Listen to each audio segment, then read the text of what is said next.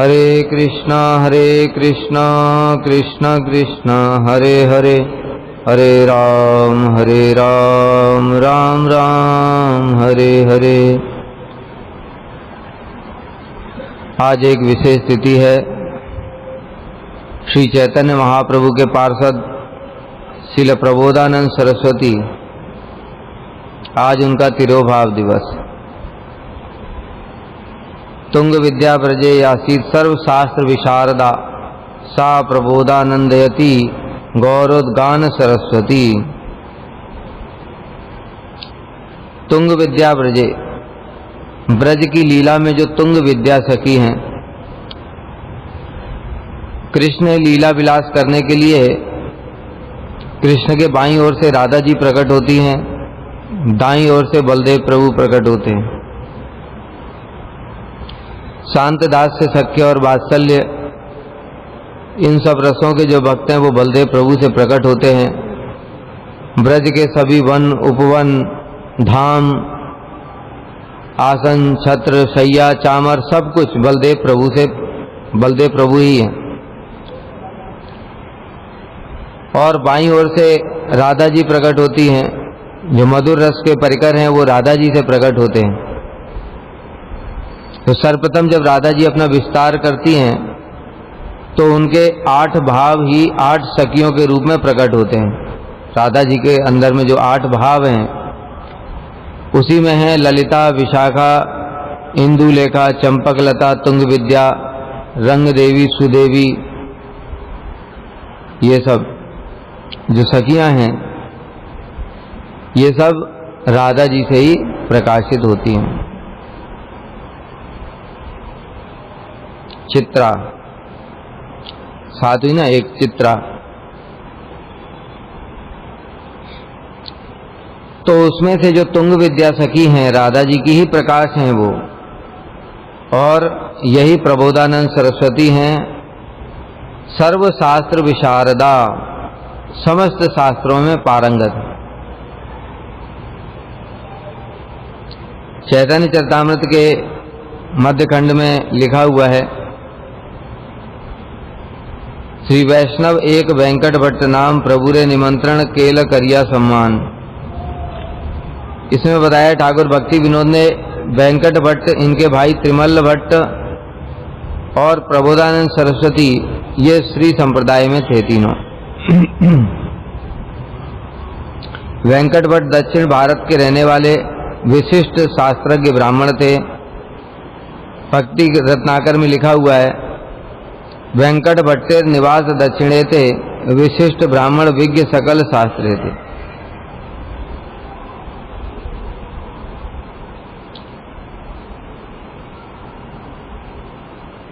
वेंकट भट्ट रामानुजी संप्रदाय में दीक्षित थे, श्री संप्रदाय में, और उसी में श्री प्रबोधानंद सरस्वती भी दीक्षित थे।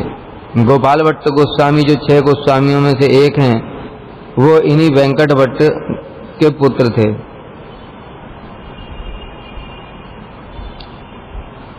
श्री चैतन्य चरितामृत में श्री कविराज गोस्वामी ने बताया है कि जब महाप्रभु दक्षिण भारत की यात्रा पर गए थे, उस समय एकादशी के दिन महाप्रभु पहुंचे थे श्रीरंगम में। उसके बाद वहां पर चातुर्मास से प्रारंभ हो गया था।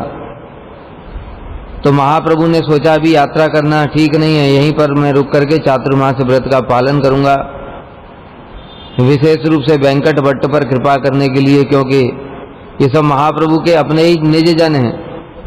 बताए ना, एक तो उनमें प्रबोधानंद सरस्वती जो तुंग विद्या सखी हैं, एक गोपाल भट्ट गोस्वामी हैं जो भी महाप्रभु के ही पार्षद हैं।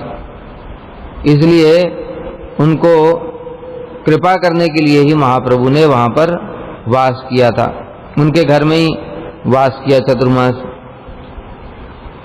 और एक दिन महाप्रभु वेंकट भट्ट से हास प्रयास करते हुए ऐसे ही बोले कि वेंकट, ये बताओ जो लक्ष्मी देवी हैं वो कृष्ण के सौंदर्य को देख करके आकर्षित क्यों हो जाती? तो वेंकट भट्ट ने कहा, प्रभु इसमें तो कोई दोष नहीं होता है,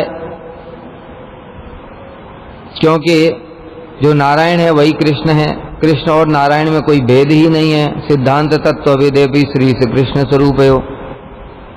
इसलिए अगर लक्ष्मी देवी कृष्ण के पास में जाती हैं तो इससे उनके पातिव्रत्य धर्म जो है, पतिव्रता धर्म, उसमें तो कोई दोष नहीं आता, क्योंकि कृष्ण और नारायण में कोई भेद ही नहीं है। तो महाप्रभु ने कहा बहुत बढ़िया, ठीक बताया, नारायण और कृष्ण में कोई भी भेद नहीं है। किंतु वेंकट ये बताओ, जब कृष्ण ने चतुर्भुज रूप धारण किया था उस समय गोपियां तो उनके प्रति आकर्षित नहीं हुई। जब पैंठा ग्राम में रासलीला से कृष्ण अंतर्धान हुए और पैंठा ग्राम में उन्होंने चतुर्भुज रूप धारण किया, उस समय गोपियां उनको खोजते खोजते आई तो कृष्ण ने चतुर्भुज रूप धारण कर लिया। चतुर्भुज रूप को देख करके गोपियों ने प्रणाम किया और उन्होंने सोचा ये तो नारायण है, इसलिए प्रणाम करके पूछा आपने हमारे कृष्ण को कहीं देखा क्या? कहने का तात्पर्य क्या है कि गोपियां कृष्ण नारायण के स्वरूप की ओर बिल्कुल भी आकर्षित नहीं हुई। तो प्रभु ने पूछा, तो वेंकट इसका क्या कारण है कि लक्ष्मी देवी तो कृष्ण की तरफ आकर्षित हो गई, लेकिन गोपियां नारायण की तरफ आकर्षित नहीं हुई? वेंकट भट्ट सोच में पड़ गए। प्रभु इसका कारण तो केवल आप ही जान सकते हैं, मेरी सामर्थ्य की बात नहीं है इसका कारण समझ पाना। तब महाप्रभु ने कृष्ण का महिमा बतानी शुरू की कि यद्यपि तत्वगत विचार से नारायण और कृष्ण में कोई भेद नहीं है, लेकिन रसगत विचार से बहुत तारतम्य है। कृष्ण के अंदर में 4 प्रकार की माधुरी हैं, रूप माधुरी, वेणु माधुरी, लीला माधुरी और प्रेम माधुरी। इसी कारण से जो लक्ष्मी देवी भी हैं वो भी कृष्ण के सौंदर्य से आकर्षित होकर के उनको प्राप्त करने के लिए आ जाती हैं। पद्म पुराण में बड़ा सुंदर वर्णन है। लक्ष्मी देवी आई कृष्ण के पास में और कहने लगी, प्रभु मैं आपसे कुछ मांगना चाहती हूँ। तो कृष्ण ने कहा बताओ कि आप मुझे रासलीला में प्रवेश का अधिकार दे दो। गोपी भाव से। तो कृष्ण ने कहा यह तुम्हारे लिए बड़ा मुश्किल है। मुश्किल क्यों है? इसलिए मुश्किल है क्योंकि जो लक्ष्मी देवी हैं वो तो पतिव्रता है, परम पतिव्रता है, उनके पति हैं नारायण। अब अगर रासलीला में प्रवेश करना है तो वहां परकीय भाव है। परकीय भाव का मतलब क्या होगा? गोपी देह से जन्म लेना पड़ेगा। लक्ष्मी देवी वो तो ले सकती हैं, गोपी देह से जन्म तो ले सकती हैं, किंतु फिर दूसरे से शादी भी करनी पड़ेगी और तब परकीय रस से कृष्ण से प्रेम करना पड़ेगा। तो अभी जो विवाह करना पड़ेगा वो कैसे करेंगी लक्ष्मी देवी दूसरे से? ये तो बड़ा मुश्किल है। इसलिए जो लक्ष्मी देवी हैं वो गोपी भाव को प्राप्त करके रास में प्रवेश नहीं कर पाई और अभी तक भी बेलवन में तपस्या कर रही हैं। तो इस प्रकार से श्री चैतन्य महाप्रभु ने कृपा करके उनके ऊपर में जब कृष्ण के लीला माधुरी, प्रेम माधुरी, वेणु माधुरी, रूप माधुरी, इन सब का वर्णन किया, तो फिर वो नारायण की भक्ति छोड़ करके कृष्ण की भक्ति करने लगे। और बहुत शीघ्र ही श्री प्रबोधानंद सरस्वती तो छोड़ करके घर बार सब वृंदावन ही आ गए और वृंदावन में रहकर ही पहले काम्य वन में भजन करते थे, फिर अलग अलग जगह पर भजन करते थे और अंत में जो उनकी समाधि है वो वृंदावन में है, कालिया दह के बगल में, वहीं पर उनकी समाधि है। तो इस प्रकार से जो वेंकट भट्ट हैं उनके भाई थे श्री प्रबोधानंद सरस्वती। चैतन्य भागवत के मध्य खंड के 3 अध्याय के में श्रील प्रभुपाद ने लिखा है, इनके विषय में एक चीज जो सुनी जाती है, बहुत सारे लोग इस प्रकार से कहते हैं कि प्रकाशानंद ही प्रबोधानंद है। अज्ञानतावश कोई ऐसा सोचता है कि प्रकाशानंद ही कावेरी प्रवासी वेंकट भट्ट के छोटे भाई प्रबोधानंद हैं। भक्तमाल नामक सहजिया ग्रंथ में ये भ्रम दोष होने के कारण वर्तमान लेखकों में भी थोड़ा बहुत दोष प्रवेश कर गया है। श्रील प्रभुपाद बता रहे हैं भक्तमाल एक सहजिया ग्रंथ है, बहुत सारे लोग हमारे ही संप्रदाय के लोग पढ़ते हैं। कारण क्या है, वो नई नई कथाएं हैं, बढ़िया बढ़िया रोचक कथाएं हैं, तो पब्लिक को सुनाने के लिए नई नई कथाएं चाहिए, इसलिए भक्तमाल से पढ़ते हैं। लेकिन वैष्णवों को भक्तमाल नहीं पढ़ना चाहिए, विशेष रूप से गौड़ी वैष्णवों को। कारण क्या है, देखो सब समय निष्ठा होनी चाहिए। जैसे बताए ना, एक पतिव्रता नारी होती है, उसकी निष्ठा अपने पति में ही होती है, इसके अतिरिक्त किसी में नहीं होती। उसी प्रकार से हमें अपने गुरु जी में, अपनी गुरु परंपरा में ऐसी निष्ठा होनी चाहिए कि दूसरे की ओर हमको देखना भी नहीं है, चाहे कितना भी अच्छा क्यों ना हो। जो पतिव्रता नारी होती है, कोई दूसरा उसके पति से सुंदर है, दूसरा व्यक्ति उससे अधिक धनवान है, तो क्या उसके पास चली जाती है क्या? तो उसी प्रकार से हमारी भी निष्ठा होनी चाहिए। यद्यपि गौड़ी संप्रदाय से श्रेष्ठ कुछ भी नहीं है, ऐसा सिद्धांत, ऐसा विचार तो जगत में कहीं भी नहीं है, लेकिन फिर भी हम लोगों का दुर्भाग्य है कि हमारे ही कितने सारे लोग इधर उधर भागते रहते। दूसरी बात, मठ बनाए प्रभुपाद ने मठ बनाए, और हम लोग उनके मठ में रहकर ही उनके ही बातों को खंडन करते हैं, उनकी ही अवज्ञा अवमानना करते हैं। जब वहां पर कह दिया प्रभुपाद ने एक सहजिया ग्रंथ है, बोलने मात्र से कभी उसकी तरफ दृष्टि भी नहीं डालनी चाहिए, ये पतिव्रता नारी का धर्म। और हम लोग कैसे हैं, खड़जाटिया। महाप्रभु ने सावधान किया, फिर भी हम सावधान भी नहीं होते। हमको किसी की चिंता नहीं, हमको प्रतिष्ठा के लिए, नई नई कथाओं के लिए लोगों को सुनना है तो हम भक्तमाल का भी पाठ करेंगे। बहुत सारे लोग ऐसा करते हैं, ये अपराध है प्रभुपाद के चरणों में, कभी भक्ति प्राप्त नहीं होगी। तो महाप्रभु क्या करेंगे, अगले जन्म में उनको उन्हीं के पास भेज देंगे, जाओ। सत्य है ये, हंसने की बात नहीं, ये सत्य है। महाप्रभु ऐसे ही करेंगे। अपराधी व्यक्ति को फिर क्या करेंगे, वही मायावादी, ये कुतर्क के साथ, ये सब कैसे बनते हैं, ये सब अपराध के कारण ही तो बनते हैं।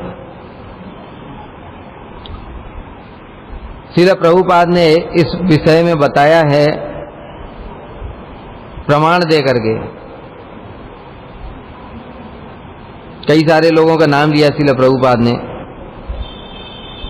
उन्होंने कहा है कि बहुत सारे लोग, एक जो श्री ये जो राधा रस सुधा निधि के अंतिम श्लोक में श्री प्रबोधानंद सरस्वती ने मायावाद अर्क ताप संतप्त ये शब्द प्रयोग किया। मायावाद, अर्क माने सूर्य, मायावाद रूपी सूर्य के ताप से संतप्त था मैं, और श्री चैतन्य महाप्रभु की कृपा से फिर मैं भक्त हो गया। तो इसी से लोग सोच लेते हैं कि वो पहले प्रकाशानंद मायावादी। अरे इसका मतलब ये थोड़ी है जरूरी, इसका मतलब ये भी तो हो सकता है कि जैसे हम लोग पहले रहते थे, हैं, पहले जहां हम समाज में रहते थे वहां सब चारों ओर कामी, क्रोधी, मोह, लोभ, ये सब डूबे हुए लोग चारों ओर से रहते थे, उनके संग के प्रभाव से हम लोग संतप्त रहते थे। तो इसका मतलब ये थोड़ी मैं भी कामी था।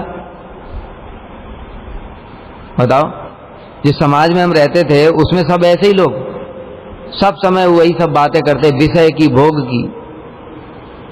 तो इसका मतलब ये थोड़ी मैं भी विषयी था, जरूरी है कि मैं भी विषयी था।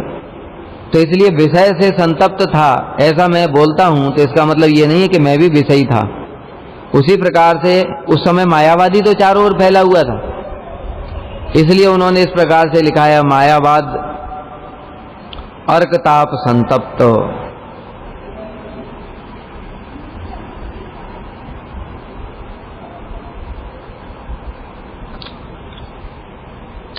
श्रील प्रभुपाद उसका प्रमाण भी दे रहे हैं। 1433 शताब्दी के प्रारंभ में महाप्रभु ने दक्षिण भारत के तीर्थ भ्रमण के लिए वहां पर दक्षिण भारत के लोगों पर कृपा की। सारे के सारे गांव महाप्रभु की कृपा से भक्त बन गए। वहीं श्रीरंगम में पहुंचे महाप्रभु आषाढ़ शुक्ला एकादशी के दिन। चतुर्मास व्रत को देख करके उन्होंने 10 नामी सन्यासियों की विधि के अनुसार भगवान श्री चैतन्य महाप्रभु ने 4 माह श्रीरंगम क्षेत्र में ही रहने का संकल्प किया और वहां पर वेंकट, गोपाल गुरु और तिरुमला ये 3 भाई थे, ये श्रीरंगम में रहते थे। इनके ऊपर में कृपा की और कृपा करके उनको कृष्ण भक्ति में ला दिया। भक्ति रत्नाकर में लिखा है, प्रभुपाद कह रहे हैं, भक्ति रत्नाकर में लिखा है, सर्वत्र हिला जार ख्याति सरस्वती पूर्ण ब्रह्म श्री कृष्ण चैतन्य भगवान के कहे प्रबोधानंद गुण अति। लोग कहते हैं प्रबोधानंद के गुण बहुत अधिक हैं, क्योंकि चारों ओर उनको सरस्वती नाम से ख्याति थी। तो इसका मतलब ये थोड़ी वो प्रकाशानंद सरस्वती। सरस्वती मतलब क्यों?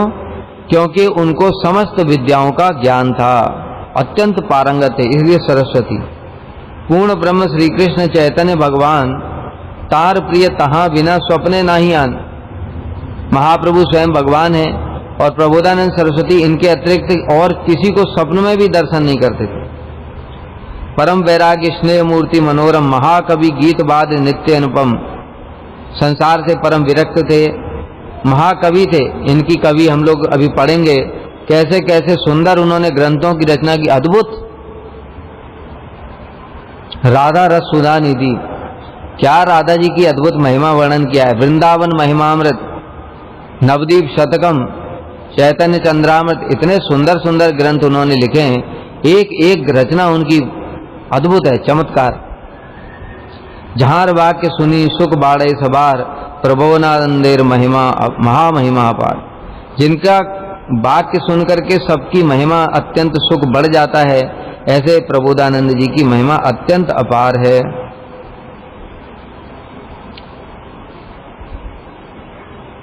श्री नरहरि चक्रवर्ती और भी कहते हैं, गोपाल भट्टेर ए सब विवरण केह किचु वर्णे केह न करे वर्णन। गोपाल भट्ट गोस्वामी के बारे में भक्ति रत्नाकर ने बताया, न बुझिया मर्म इथे कुतर्क जे करे अपराध भी तार हृदय संचारे।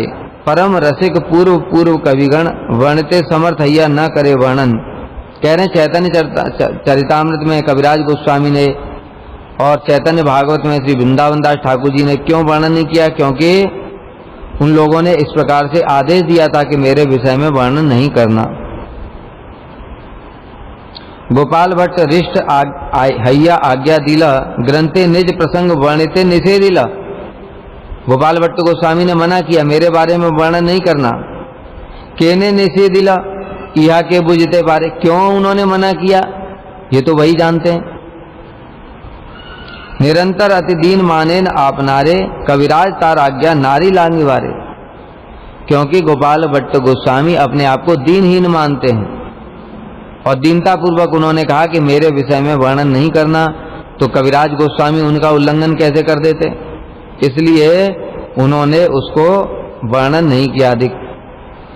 और जो गोपाल भट्ट गोस्वामी के गुरु कौन है? श्री प्रबोधानंद सरस्वती। अब देखो चैतन्य भागवत के मध्य खंड के 3 अध्याय में काशी के प्रकाशानंद के बारे में लिखा हुआ है। महाप्रभु यही रूपे नवदीपे प्रभु विश्वम्बर भक्ति मुखे भाषे लई सर्व अनुचर। महाप्रभु अपने भक्तों के साथ में भक्ति रस का आस्वादन करते थे। एक दिन वराह भावेर श्लोक सुनी गर्जिया मुरारी घरे चलीला अपनी। एक दिन वराह भाव में आविष्ट हो गए महाप्रभु और मुरारी गर्जन करते हुए मुरारी गुप्त के घर में गए। गुप्त वाक्य तुष्ट ही वराह ईश्वर वेद प्रति क्रोध करी भले उत्तर। गुप्त मुरारी गुप्त ने उनकी सब स्तुतियां की, उससे वो संतुष्ट हुए। उसके बाद में महाप्रभु कहने लगे, हस्तपाद मुख मोर नाही कलोचन वेदे मोर एई मत करे विडंबन। मेरे हाथ पैर मुख ये सब नेत्र नहीं है। इस प्रकार से कई जगह शास्त्रों में ऐसा कहा गया है, ये ठीक नहीं है। काशी ते बेटा पढ़ाए प्रकाशानंद सही बेटा करे मोर अंग खंड खंड। ये काशी में एक मेरा बेटा है, ये प्रकाशानंद, ये मेरे अंगों को खंड खंड करता है। मतलब क्या कहता है कि ब्रह्म है, ब्रह्म का हाथ नहीं है, पैर नहीं है, आंख कान कुछ भी नहीं है, वो केवल ज्योति है। तो महाप्रभु कह रहे हैं ये प्रकाशानंद मेरे अंगों को खंड खंड करता है। बखाने वेद मोर विग्रह न माने सर्वांगे हिल कुष्ठ तबु नहीं जाने। वेदों का बखान करता है लेकिन मुझे नहीं मानता है। अरे मैंने इसको कुष्ठ रोग दे दिया फिर भी सुधरता नहीं है, कैसा दुर्भाग्य इसका। सर्व यज्ञमय मोर जे अंग पवित्र, अज भव आदि गाय जहार चरित्र। मेरे जो अंग हैं वो सर्व यज्ञमय हैं, और जो ब्रह्मा हैं शिव हैं वो भी मेरे इन अंगों की स्तुति करते हैं। पुण्य पवित्रता पाए जे अंग परसे, तहा मिथ्या बले बेटा के मन साहसे। महाप्रभु कह रहे हैं कि अरे जिन अंगों का स्पर्श करके पापी भी पवित्र हो जाते हैं, इस दुष्ट का साहस तो देखो। कहता है ये मिथ्या है, ये सब मेरे अंग ही मिथ्या है। इस दुष्ट का देखो भगवान के अंगों के स्पर्श से कैसे पापी हिरण्यकश्यप, उसका भगवान ने वध कर दिया, वध करके उसकी आंतों को निकाल करके गले में डाल लिया, तो उसकी क्या गति हुई। भगवान ने कहा प्रहलाद से बेटा वर मांगो, उन्होंने कहा मेरे पिताजी आपसे बड़ा द्वेष करते थे, आप इनका उद्धार कर दो। भगवान क्या बोले, मेरे हाथों के स्पर्श से ही तो उसका उद्धार हो गया। भगवान ने जितने असुरों को मारा सबको तो गति प्रदान कर दी। भगवान के ऐसे अंग हैं और इन्हीं अंगों को ये दुष्ट कहीं का ये बोलता है ये सब मिथ्या है। तो अभी क्या बताया, 1425 से 1430 के बीच में ये घटना घटी थी। उस समय महाप्रभु थे नवद्वीप में, ध्यान से सुनो। 1425 से 1430 नवद्वीप की बात है ये। मुरारी गुप्त के घर में ऐसे महाप्रभु ने लीला करी थी। 1433 में कहाँ गए, श्रीरंगम, 3 साल के बाद में। तो अभी यहाँ पर महाप्रभु प्रकाशानंद को गाली दे रहे हैं, तो 3 साल में क्या वो भक्त बन करके प्रबोधानंद हो गया। लोगों को देखो कुछ भी विचार ही नहीं करते, क्योंकि परंपरा में चल रहा है ना वो गलत। वो भक्तमाल में पढ़ा, भक्तमाल से दूसरों ने पढ़ा, उन्होंने विचार तो किया नहीं, बस लिखना शुरू कर दिया कि हाँ प्रकाशानंदी प्रबोधानंद। तो महाप्रभु उनसे जब मिले थे उसके बाद में प्रबोधानंद सरस्वती वृंदावन चले गए। उसके बाद में प्रबोधानंद सरस्वती वृंदावन चले गए। चैतन्य भागवत के मध्यखंड के 20वें अध्याय में भी प्रकाशानंद के बारे में महाप्रभु ने वर्णन किया है।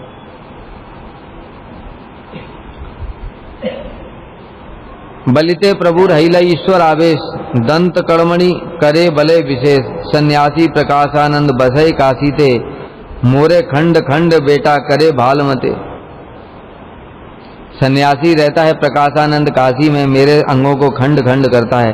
पढ़ाए वेदांत मोर विग्रह ना माने, कुष्ठ कराइलू अंगे तबु नहीं जाने। वेदांत पढ़ाता है लेकिन मेरे विग्रह को नहीं मानता। इसको मैंने कुष्ठ रोग कर दिया तभी सुधरता नहीं है। अनंत ब्रह्मांड मोर जय अंगे ते वैसे, तहा मिथ्या बले बेटा केमन साहसे। मेरे शरीर में अनंत ब्रह्मांड रहते हैं तब भी इसका साहस तो देखो, कहता है ये शरीर ही नहीं है, मिथ्या है। सहस्र शीर्षा पुरुषा, कल सुना ना हम लोगों ने, भगवान के हजारों हाथ, हजारों नेत्र, हजारों मुख, हजारों सब कुछ है। तो वेदों में ही तो पुरुष सूक्त मंत्र है ये, सहस्र शीर्षा पुरुषा सहस्राक्ष सहस्रपात। तो वेद भी गलत है क्या। सत्य कहूं मुरारी आमार तुम्ही दास, जे न माने मोर अंग से ही जाए नाश। हे मुरारी तुम मेरे दास हो इसलिए तुमको बताता हूं, जो मेरे अंगों को नहीं मानता है उसका सर्वनाश हो जाता है। सत्य मोर लीला कर्म सत्य मोर स्थान, इहा मिथ्या बलि मोरे करे खान कान। जय यश श्रवणे आजी अविद्या विनाश, पापी अध्यापक बले मिथ्या से विलास। जिन मेरे शरीर से मैं अपनी जो जो लीलाएं करता हूं उन लीलाओं को सुनकर के अविद्या का विनाश हो जाता है, जगत के लोगों का उद्धार हो जाता है। और ये अध्यापक पापी कहीं का दुष्ट कहता है ये सब मिथ्या है विलास, ये लीला फीला सब मिथ्या है, भ्रम है। मायावादी यही तो कहते हैं। भगवान का श्री विग्रह क्या है, अनित्य है, माइक है, इसलिए वो जो लीला करते हैं वो सब भी माया है। इस प्रकार से महाप्रभु ने बताया।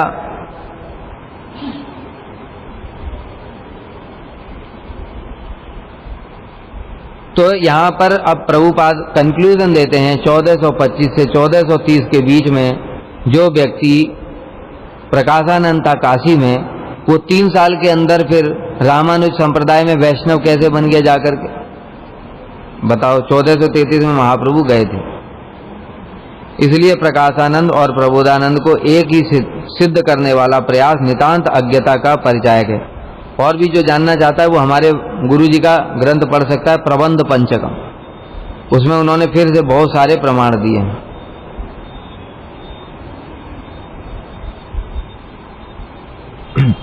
तो इस प्रकार से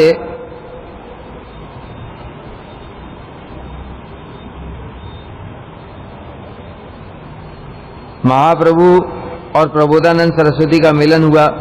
उसके बाद में जो प्रबोधानंद सरस्वती के अभी ग्रंथ हैं उनसे हम समझ सकते हैं उनकी कैसी महिमा है। बड़ा सुंदर सुंदर वर्णन किया उन्होंने, विशेष रूप से श्री राधा रस सुधा निधि। राधा रस सुधा निधि के प्रारंभ में ही श्री प्रबोधानंद सरस्वती पाद राधा जी की महिमा वर्णन करते हैं। जैसा नाम है ग्रंथ का वैसा तो ग्रंथ के अंदर उसके और भी ज्यादा महिमा। यस्या कदापि वसनांचल खेलनोत धन्यात धन्य पवनेन कृतार्थ मानी योगींद्र दुर्गम गतिर मधुसूदनोपि तस्या नमोस्तु वृषभानुभुवो दिशे। एक समय श्री कृष्ण राधा कुंड के तट पर विराजमान थे। उसी समय वहां पर जो हवा है, पवन, वो बहते हुए राधा कुंड के जल को स्पर्श किया। तो राधा कुंड के जल को स्पर्श करने से वो पवन में थोड़ी शीतलता आ गई। उसके बाद में वहां पर जो सुंदर सुंदर जो पुष्प इत्यादि हैं उनको स्पर्श करते हुए फिर जो पवन है वो राधा जी के अंचल को स्पर्श किया। राधा जी के अंचल को स्पर्श किया तो राधा जी के दिव्य जो अंगों की सुगंध है उस पवन के अंदर में आ गई। फिर वही पवन जब कृष्ण की ओर आई और उनकी नाक में प्रवेश किया तो तब श्री प्रबोधानंद सरस्वती कह रहे हैं, यस्या कदापि वसनांचल, वस्त्रों के अंचल को स्पर्श करते हुए जो पवन उनकी नाक में गई तो योगींद्र दुर्गम गतिर मधुसूदनोपि, वो मधुसूदन जो योगियों के लिए भी अत्यंत दुर्लभ है, योगी लोग उनके दर्शन नहीं कर पाते, वो कृष्ण भी उस दिशा को प्रणाम कर रहे हैं, उस दिशा को प्रणाम कर रहे हैं जिस दिशा से वह सुगंध आ रही है। और कह रहे हैं मैं धन्य हो गया, मैं धन्य हो गया, अपने आप को धन्य मान रहे। इस प्रकार से राधा जी की महिमा है। बड़े सुंदर सुंदर श्लोक लिखे हैं। यत किंकरीसु बहुसा खलुकाक वाणी नित्यम परस्य पुरुषस्य गंडमौले तस्या कदा रसने विश्वानुजाया तत्केल कुंज भवनांगण मार्जनी श्याम। प्रार्थना करते हुए श्री प्रबोधानंद सरस्वती कह रहे हैं, यत किंकरीसु बहुसा खलुकाक वाणी, जिनकी किंकरियों के चरणों में जो कृष्ण हैं बहुत सारी काकू मिनती करते हैं, जैसे हे रूप मंजरी थोड़ा मुझे दर्शन करा दो राधा जी के। राधा जी ने मान कर लिया है, इस प्रकार की विनती करते हैं। श्री रूप गोस्वामी ने वर्णन किया उत्कलिका वल्लरी में। एक समय श्रीमती राधा जी ने मान किया और मान करके जब उन्होंने कहा कि आज मैं कृष्ण के मुख भी नहीं देखना चाहती, तो कृष्ण ने क्या किया, उनको मनाने के लिए स्त्री वेश बना लिया। स्त्री वेश बना करके आ रहे हैं। राधा जी ने दूर से देखा कृष्ण आ रहे हैं और पहचान लिया। तो राधा जी रूप मंजरी को बुला करके कह रही हैं, शठो एम नावे पुनरेह मया मान धनया, ये शठ देखो आ रहा है, मैं इसका बिल्कुल देखना नहीं चाहती। क्यों? क्योंकि मान ही मेरा धन है। विशंतम स्त्री वेशम, सुनो रूप मंजरी ये स्त्री वेश में आ रहा है। सुबल सुहृदम, सुबल का सखा ये स्त्री वेश में आ रहा है। और सुनो ये वारय गिदा इदंते साकूतम वचनम, ये वाणी से अत्यंत आकुत मिनती काकू मिनती करेगा कि हे रूप मंजरी तुम तो बड़ी सुंदर हो, राधा जी की अत्यंत प्रिय हो, तुम तो इतनी करुण हो, दयालु हो, तो मुझे थोड़ा राधा जी के दर्शन करा दो। इस प्रकार से वह जब काकू मिनती करेगा तब भी तुम सुनना नहीं, इसलिए उसको वहीं कुंज के द्वार पर ही रोक देना। तो फिर कृष्ण इस प्रकार से जो उनकी सखियां हैं, दासियां हैं, यत किंकरीसु, दासियों के चरणों में बहु सा खल काकुवाणी, काकू विनती करते हैं। नित्यम परस्य पुरुषस्य शिखंड मौले, तस्या कदा रस निदे वृषभानु जाया। वही श्रीमती वृषभानु नंदिनी के तत्केली कुंज, उनके जो केली कुंज हैं उनमें भवनांगण मार्जनी श्याम, मैं कब झाड़ू की एक सीख बन जाऊं, मतलब मैं उनकी दासियों में कब मेरी गिनती होगी और उनके कुंज में मैं कब सेवा कर पाऊंगी। इस प्रकार से श्री प्रबोधानंद सरस्वती प्रार्थना करते हैं। बड़ी सुंदर सुंदर प्रार्थना है उनकी। एक में कह रहे हैं, वैदग्ध सिंधु अनुराग रसैक सिंधु, वात्सल्य सिंधु रतिसांद्र कृपैक सिंधु, लावण्य सिंधु अमृत छविरूप सिंधु, श्री राधिका स्मृत में हृदय केल सिंधु। श्रीमती राधा रानी को समस्त प्रकार के सिंधु बताया। यद्यपि देखो जो कृष्ण हैं वही सब चीजों के रसों व रस के सागर हैं, किंतु यहाँ पर जो प्रबोधानंद सरस्वती बता रहे हैं कि जो राधा जी है वास्तव में वही सागर हैं, क्योंकि वो कृष्ण के भी चित्त को आकर्षित करने वाली हैं। वैदग्ध सिंधु, वैदग्ध किसको कहते हैं? विदग्ध, जो कला विलास में लीला विलास में जो पंडित होता है उसको वैदग्ध कहते हैं, चतुर। तो जो श्रीमती राधा रानी हैं वो वैदग्ध सिंधु, वो विदग्धता की सागर हैं। श्री रूप गोस्वामी ने बताया विदग्ध क्यों हैं, किस किस प्रकार की कलाओं में वो पंडित हैं। श्री रूप गोस्वामी कह रहे हैं, आचार्य धातु चित्रे पचन विरचना चातुरी चारु चित्ता, वाग युद्धे मुग्धयंतीम गुरुमपि च गिराम पंडिता माल्य गुंफे, पाठे शारी शुकानाम पटु रजितमपि द्यूत केलिसु जिष्णु, विद्या विदोत बुद्धि स्फुरत रति कलाशालिनी राधिकेयम। उनके अंदर किस किस प्रकार के गुण हैं वैदग्ध वाले बता रहे हैं। आचार्यम धातु चित्रे, कुंदलता जी कह रही हैं गार्गी को कि देखो राधा जी के गुणगान कर रही हैं कि जो राधा जी हैं वो धातु चित्र, जो चित्र इत्यादि जो रचना करती हैं, श्रृंगार इत्यादि करती हैं धातु रचना में, वो क्या है? आचार्य हैं, सबकी आचार्य हैं, वो सब चीज की आचार्य हैं। वही कृष्ण को भी शिक्षा प्रदान करती हैं नृत्य इत्यादि की, लीला विलास की। पचन विरचना चातुरी चारु चित्ता, और कह रहे हैं वाग युद्ध में कृष्ण को भी मुग्ध कर पराजित करने वाली हैं। कृष्ण जब भी उनसे बातचीत करते हैं तो गोपियां क्या करती हैं? उनको पराजित कर देती हैं। कृष्ण अपना सिर झुका लेते हैं और फिर क्या कहते हैं? न पार्य हम निर्बद्ध संयुजाम, मैं तुम लोगों के ऋण से मुक्त नहीं हो सकता। गुरुमपि च गिराम पंडित माल्य गुंफे, और जो माला बनाने इत्यादि में वो परम पंडित हैं, परम प्रवीण हैं। और सुख सारी को पाठ सिखाने में अतिशय पटु हैं। सुख सारी को कृष्ण की लीला कथा सिखाती हैं, फिर वो जो है कृष्ण की लीला कथाओं को राधा जी को सुनाते हैं और राधा जी फिर उसका आस्वादन करती हैं। तो उनके जो सुख और सारी हैं फिर उनको बहुत सारा, उनका वही मैसेंजर हैं। सुख और सारी को कथा ही नहीं सुनाती हैं, वो सब कुछ सिखाती हैं। वो सुख और सारी जा करके देख करके आते हैं कृष्ण कहाँ पर हैं। अगर वो कहीं और हैं, चंद्रावली के कुंज में चले गए, तो वो सुख और सारी आकर के राधा जी से शिकायत कर देते, और राधा जी से शिकायत कर देते, राधा जी मान कर लेती। तो इस प्रकार से वो समस्त प्रकार की कलाओं में पंडित हैं। दूत क्रीड़ा बड़ा विशेष बताया, दूत क्रीड़ा में अजीत को भी पराजित करने वाली। अजीत मतलब क्या? जिसको कोई जीत नहीं सकता। उत्कलिका वल्लरी में श्री रूप गोस्वामी बताते, एक समय राधा जी और कृष्ण में दूत क्रीड़ा हो रही आपस में, तो दोनों ने जो बाजी लगाई उसमें अपने अपने हिरन को रखा। कृष्ण हारेंगे तो उनका हिरन राधा जी का हो जाएगा, राधा जी हारेंगी तो उनका हिरन कृष्ण का हो जाएगा। हिरन को बाजी पर लगाया। अब जब द्रुत कीड़ा हुई, पासा फेंका तो राधा जी जीत गईं। जब राधा जी जीत गईं तो उनकी सखियां कृष्ण का परिहास कर रही हैं, कहती धूर्त शिरोमणि, ये द्यूत है, ये बुद्धि का खेल है, यहाँ पर बल नहीं चलता है। तुमको बड़ा अभिमान है ना, मैंने इसको मार दिया, ये केसी को मारा, इसको मारा, उसको मारा, कहाँ गया तुम्हारा बल? ये युद्ध नहीं है, यहाँ पर बुद्धि का काम है। इस प्रकार से कृष्ण का परिहास करते हुए जो मंजरियां हैं वो कृष्ण के सामने ही उनके हिरन को खोल करके लेकर के जा रहे हैं और कृष्ण इस प्रकार से गर्दन झुका करके बेचारे क्या करेंगे, अभी तो हार गए।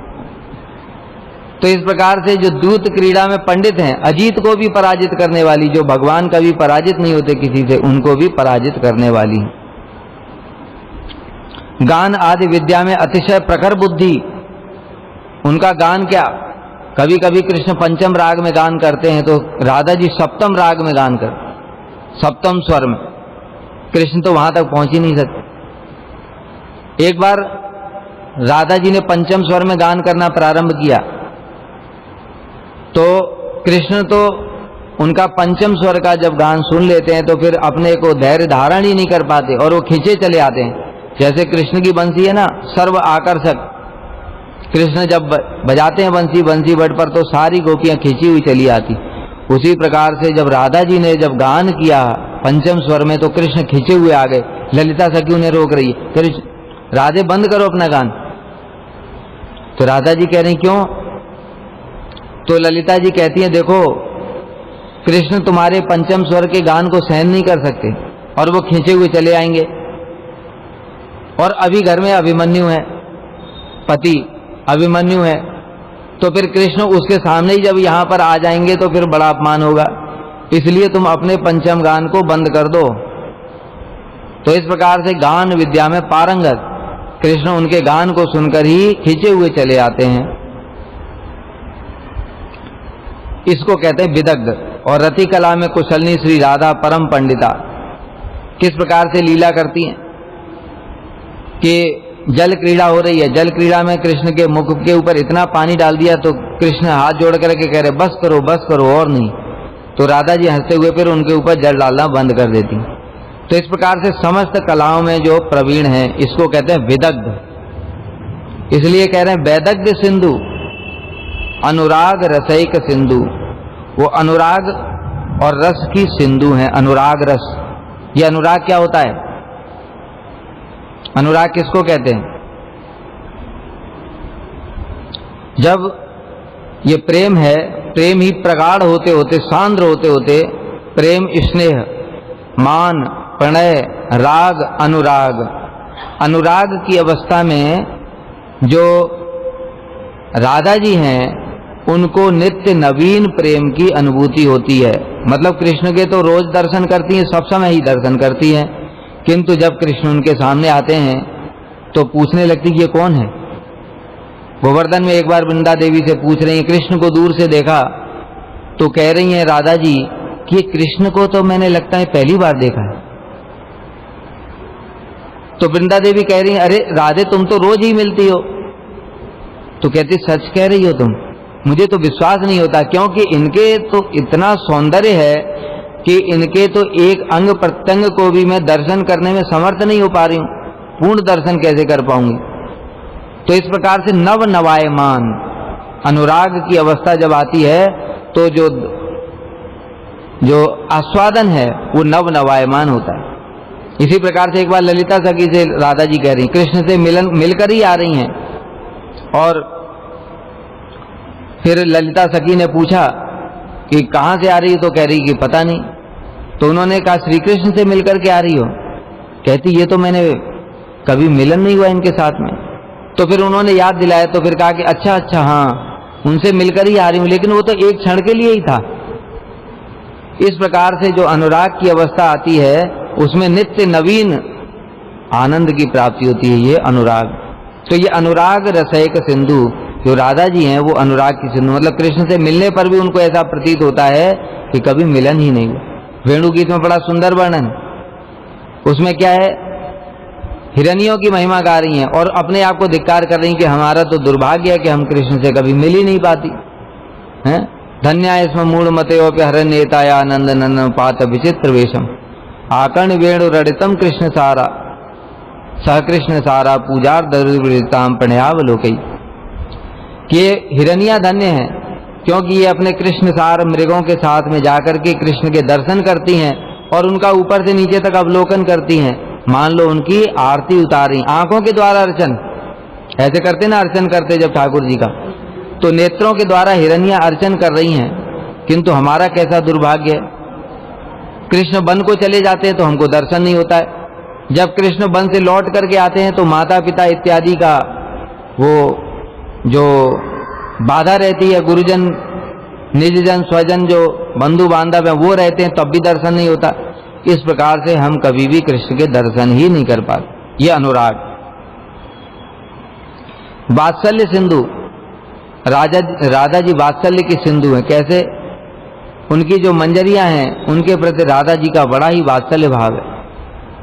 जब राधा जी नंदगांव में आती हैं कृष्ण के लिए रसोई बनाने के लिए, उस समय जब कृष्ण का प्रसाद उनको प्राप्त होता है तो वात्सल्य के कारण वो अपनी मंजरियों को भी बुला बुला करके उनको कृष्ण का प्रसाद देती है। ये वात्सल्य है। और उनका मंजरियों के प्रति कैसा भाव होता है, ये मेरी मंजरी, मेरी सखी, इस प्रकार से वात्सल्य होता है। और इसी कारण से ही जो मंजरियां हैं उनका भी राधा जी के प्रति ही स्थायी भाव। इसलिए जो हमारे गुरु जी हैं कभी भी कृष्ण की महिमा गान करते करते क्यों राधा जी के ऊपर में आ जाते हैं, क्यों राधा जी की महिमा गान करने लगते हैं? क्योंकि उनका स्थायी भाव राधा जी के प्रति है। राधा जी की भावना ये मेरी मंजरियां हैं, उसी प्रकार से मंजरियों का भी क्या भाव है, ये मेरी स्वामिनी है। कृष्ण हमारे स्वामी नहीं है। मदीशा नाथत्व ब्रज विपिन चंद्रम ब्रज बनेश्वरी मन नाथत्व। मंजरियों का क्या भाव हुआ कि जो कृष्ण हैं उनके साथ में हमारा कोई डायरेक्ट संबंध नहीं है, वो राधा जी के पति हैं। ईश पति नहीं, मतलब ईश मतलब उनके प्रियतम हैं। मदीशा नाथत्व उनके नाथ हैं। इस प्रकार का मंजरियों का भाव है। लेकिन मेरी नाथ कौन है? मन नाथत्व ब्रज बनेश्वरीम, जो वृंदावन की अधीश्वरी हैं श्रीमती राधा रानी, वही हमारी नाथ है। इस प्रकार से जो मंजरियां होती हैं उनका भी भाव होता है राधा जी के प्रति। तो इस प्रकार से वात्सल्य सिंधु राधा जी का वात्सल्य है। यद्यपि देखो जो मधुर भाव है, मधुर रस और वात्सल्य रस विरोधी हैं परस्पर, लेकिन फिर भी राधा जी के अंदर वो वात्सल्य देखा जाता है मंजरियों के प्रति। कृपई के सिंधु, राधा जी करुणा की समुद्र हैं। किस प्रकार से वो करुणा का उनका वर्णन करते हैं। एक बार क्या हुआ, पौर्णमासी देवी को संबोधन करते हुए वृंदा कह रही है, देवी राधा जी के समान कोई भी दयालु इस जगत में नहीं है। कैसे? एक दिन एक जो गाय है उसका बछड़ा, वो गाय का बछड़ा घास खा रहा था, तो घास का तिनका उसके मुख में चुभ गया। छोटा बछड़ा है, अभी जन्म ही लिया है, तो वो जब घास खा रहा तो वो तिनका उसके मुख में चुभ गया। जब मुख में चुभ गया तो उसके थोड़ा घाव हो गया। राधा जी दूर से देख रही हैं, उसको देखने मात्र से उनके नेत्रों में आंसू आ गए। राधा जी का चित्त जो है करुणा से द्रवित हो गया केवल बछड़े के ही दुख को देखकर, और उन्होंने तुरंत आकर के उसके मुख पर कुमकुम का लेप लगाया। वो कुमकुम का लेप लगाया तो बछड़े को शीतलता मिली और बछड़ा शांत हो गया। इस प्रकार से राधा जी की क्या करुणा है कि बछड़े के प्रति भी इतनी करुणा है। और देखो उनकी करुणा का जो सबसे बड़ा प्रमाण है वो क्या है? उनकी करुणा का सबसे बड़ा प्रमाण है श्री चैतन्य महाप्रभु के अवतार में जो करुणा देखी जाती है, वो करुणा कृष्ण की नहीं है। अगर वो कृष्ण की करुणा होती तो कृष्ण अवतार में भी तो होती। उन्होंने तो पूतना को मार दिया, मार करके धात्री गति प्रदान की, लेकिन महाप्रभु ने किसी को मारा नहीं, उनको सबको प्रेम प्रदान कर दिया, पात्र भी दिया, प्रेम भी दिया। जगाई मदाई जैसे पापी, प्रकाशानंद जैसे मायावादी दक्षिण भारत में गए थे, वहां पर बौद्ध और कैसे कैसे जो लोग थे, उन सबका उद्धार करके महाप्रभु ने जो प्रेम प्रदान किया। तो महाप्रभु कौन है? महाप्रभु कौन है? कृष्ण है, लेकिन भाव किसका है? राधा जी का। मतलब करुणा किसकी है? वो राधा जी की है। मतलब राधा जी की जो करुणा है वो कृष्ण से भी बहुत अधिक है। इसलिए तो महाप्रभु का जो अवतार है वो क्या है? महावदान्य, कृष्ण वदान्य है। कृष्ण की करुणा वदान्य है, लेकिन राधा जी की करुणा महावदान्य है। और उसी करुणा के कारण ही आज जगत में जो कुछ भी गौड़ी संप्रदाय का प्रचार हो, सब कुछ राधा जी की करुणा है। देखो हमारे जितने गुरुवर्ग हैं सब राधा जी के निजन हैं, कृष्ण के नहीं है। प्रभुपाद कौन है? श्रील प्रभुपाद। राधा जी की नयनमणि मंजरी, रूप गोस्वामी रूप मंजरी, सारे गोस्वामी हमारे सब राधा जी की मंजरियां हैं, हमारे गुरु जी रमण मंजरी। तो इस प्रकार से हमारे जितने भी हम देखते हैं गुरु परंपरा जो हमारी चल रही है, वो सब राधा जी की ही कृपा है। इसलिए करुणा सिंधु, राधा जी करुणा की सागर हैं। लावण्य सिंधु, लावण्य किसको कहते हैं? लावण्य है ना, जो जब कृष्ण मथुरा गए हैं तब जो मथुरा की रमणियां हैं वो कह रही हैं, गोप्यस्तप किमचरन यदमुस्य रूपम लावण्य सारम असमोर्दम अनन्य सिद्धम दृग्वी पिबंत अनुसवाविनम दुरापम एकांत धामम यशसा श्रिय ऐश्वर्य। गोप्यस्तप किमचरन, ये गोपियों ने क्या तप किया? यदमुस्य रूपम लावण्य सारम, ये जो कृष्ण का स्वरूप है ये लावण्य का सार है। इस जगत में जितना भी लावण्य कहते कांति को, कांति मतलब जैसे मोती होता है, मोती की चमक होती है ना, मोती में से जो कांति निकलती है उसको कहते हैं लावण्य।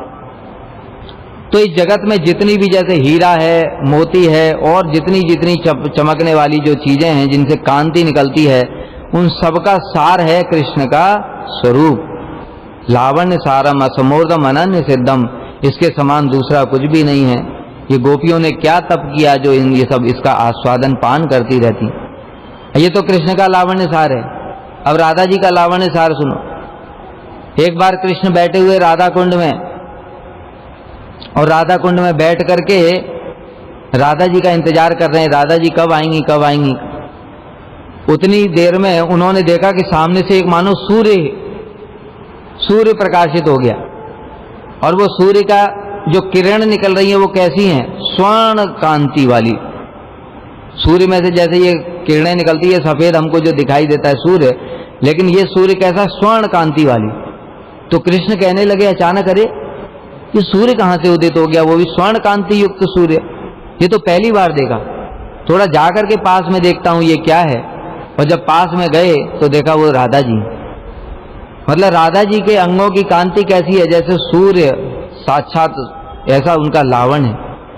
फिर कृष्ण कहने लगे कि हे राधे, जो आपके श्री अंग हैं वो ऐसा लगता है विधाता ने इस जगत की समस्त कांतियों को मिला करके आपके अंग प्रत्यंग निर्माण किया। अब विधाता क्या बनाएगा राधा जी को? लेकिन कृष्ण कह रहे हैं इस प्रकार से, तो नरवत लीला कर रहे हैं ना, इसलिए कह रहे हैं कि विधाता ने लगता है सारी कांतियों को इकट्ठा करके आपके एक एक अंग प्रत्यंग को गठन किया। तो इस प्रकार से लावण्य सारम, राधा जी की कांति कृष्ण की कांति को भी पराभूत करने वाली है, स्वर्ण सूर्य के समान। अमृत छवि रूप सिंधु, अमृत की सिंधु है। अमृत क्या? ये जगत का अमृत, ये तो घटिया चीज है। इसको तो सुखदेव गोस्वामी ने ही मना कर दिया था लेने से। ये देवता लोग लेकर के आए थे, सुखदेव गोस्वामी ने कहा हमें नहीं चाहिए, जाओ। कहाँ तो ये श्रीमद् भागवत और कहाँ तुम ये स्वर्ग के जड़ अमृत से इसकी तुलना करते हो? इसकी तुलना तो फिर यहाँ पर अमृत सिंधु कह रहे हैं, मतलब क्या? अमृत का मतलब क्या है? आनंद, सुख देने वाला। उसका भी सागर मतलब प्रेम, स्नेह, मान, प्रणय, राग, अनुराग, फिर भाव, रूढ़, अधिरूढ़, मोदन और मादनाख्य महाभाव। अमृत क्या होता है? जो सागर को मंथन करके, क्षीर सागर को मंथन करके जो सार रूप में निकला वही तो समुद्र है, वो वही तो अमृत है। इसी प्रकार से जो प्रेम रूपी समुद्र है उसको जब मंथन करते जा रहे हैं, करते करते जो अमृत स्वरूप जो निकलता है, जो कि कृष्ण को भी वशीभूत कर देता है। कृष्ण भी जिसके पान करने के लिए लालायित रहते, वो क्या है? श्रीमती राधा रानी का मादनाख्य महाभाव, वो और किसी में नहीं है। उनकी ही जो अपनी सखियां हैं, अष्ट सखियां, उनमें से भी किसी के अंदर में नहीं। वो मादनाख्य महाभाव ही अमृत स्वरूप है, और कृष्ण उसको देख करके ही चमत्कृत हो जाते हैं। महाप्रभु के अवतार का कारण ही तो यही है। श्री राधाय प्रणय महिमा कीदृशो, राधा जी के प्रेम की महिमा कैसी है? ये उनके हृदय में लोभ जागृत कब हुआ? प्रेम सरोवर में जब बैठे थे, राधा जी उनके पास में बैठी हैं। एक भंवरा आया, और भंवरा राधा जी के चरणों की ओर आने लगा। राधा जी थोड़ा भयभीत हुई तो कृष्ण ने इशारे से मधुमंगल को कहा, इसको भगाओ। मधुमंगल ने छड़ी लेकर के उस भंवरे को भगा दिया। तो फिर उसके बाद में मधुमंगल बोले, मधुसूदन चला गया। यह सुनते ही राधा जी कृष्ण कृष्ण बोल करके मूर्छित हो गई। कृष्ण बगल में ही बैठे हैं। ये देखकर ही कृष्ण भी चमत्कृत हो गए, कहने लगे ये कौन सा भाव है, मैं तो इनके पास में ही हूं, फिर भी इनको विरह होता है। यही मादनाक के महाभाव। जब ये भाव उन्होंने देखा तब उनके हृदय में लोभ जागृत हुआ। राधा प्रणय महिमा की दृशो, राधा जी के प्रेम की महिमा कैसी है, इसको मैं कैसे आस्वादन करूं, इसके लिए मुझे इनके भावों को लेना पड़ेगा। और तब उनके भाव और अंग कांति को लेकर के महाप्रभु के रूप में आए। तो राधा जी क्या है, अमृत सिंधु। राधा जी के रूप सिंधु भी कैसी, रूप की सागर कैसे। राधा जी के दर्शन करने मात्र से वेणु करान निपतिता स्खलितम शिखंडम भ्रष्टम च पीत वसनम ब्रजराज सुनो यस्या कटाक्ष सर्गात विमूर्छितस्य ताम राधिकाम परिचराम कदा रसे। कृष्ण गोचारण से लौट रहे थे और जब वो गोचारण से लौटते हैं तो सारे ब्रजवासी घर से बाहर निकल आते हैं कृष्ण के दर्शन करने के लिए। नंद बाबा यशोदा मैया भी आ गए। उन्होंने देखा दूर से कृष्ण बंसी बजाते हुए आ रहे हैं। उसी समय बीच में राधा जी भी एक पेड़ के पीछे छुप करके देख रही थी। उन्होंने थोड़ा सा मुख थोड़ा आगे किया और उसी समय कृष्ण की दृष्टि राधा जी की ओर गई। बस जैसे ही राधा जी की ओर दृष्टि गई तो उनके जो हाथ हैं वो कांपने लगे और हाथ कांपते हुए उनके वेणु जो थी वो जमीन पर गिर गई। वेणु करान निपतितम, कर से हाथ से गिर गई, निपतितम जमीन पर। स्खलितम शिखंडम, जो उनका जो मोर मुकुट था वो भी जमीन पर गिर पड़ा। भ्रष्टम च पीत वसनम ब्रजराज सुनो, ये ब्रजराज के जो पुत्र हैं कृष्ण, उनका जो वस्त्र था पीतांबर वो भी जमीन पर गिर पड़ा। अरे ये तो कुछ भी नहीं है। यस्या कटाक्ष सर्घात विमूर्छितस्य, और अंत में क्या हुआ, उनका जो राधा जी ने कटाक्ष केवल देखा, मतलब तिरछी नजर से जो कृष्ण की ओर देखा, तो वो तिरछी जो कटाक्ष रूपी जो बाण है वो कृष्ण के लगा और कृष्ण खुद ही मूर्छित होकर के गिर पड़े। जब कृष्ण मूर्छित होकर के गिर पड़े तो राधा जी की सखियां जो हैं ललिता इत्यादि कह रही, अरे राधे तुम क्या कर रही हो, अरे तुम छुप जाओ, क्योंकि कृष्ण तुम्हारे दर्शन करके धैर्य धारण नहीं कर सकते। और देखो सामने गुरुजन खड़े हैं, नंद बाबा यशोदा मैया, उनके सामने हमारे प्रियतम लज्जित हो रहे हैं, इसलिए तुम छुप जाओ। तो इस प्रकार से राधा जी को छुपना पड़ता है क्योंकि कृष्ण उनके रूप माधुरी को दर्शन करके और धैर्य धारण नहीं कर सकते। इस प्रकार से बड़ा सुंदर सुंदर, कैसा कैसा सुंदर उन्होंने लिखा है।